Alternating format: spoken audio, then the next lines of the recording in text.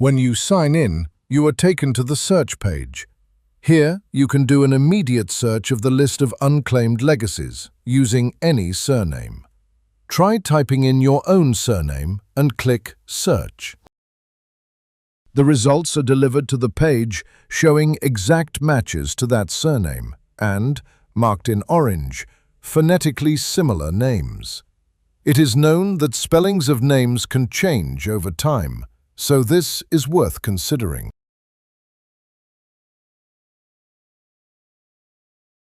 You can also filter your search by adding a location.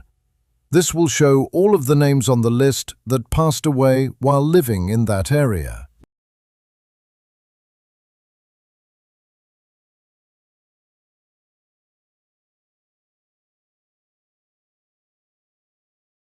Should you wish to do so, you can search multiple names in one go by opening the link to the multiple search form. Here, you can enter names on separate lines or on a single line separated by commas. The results are displayed in the order that you entered the names.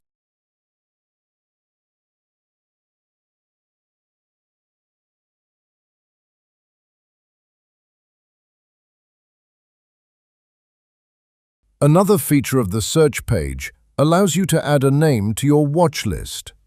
When selected, a form opens, which allows you to add a forename and the relationship to you, example, father, mother, etc.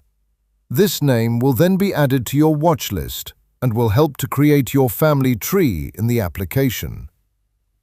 Building a complete watch list improves your chances of making a connection to lost legacies and empowers the app to update daily searches on your data. I will go into the detail of building and using the watch list in the next video.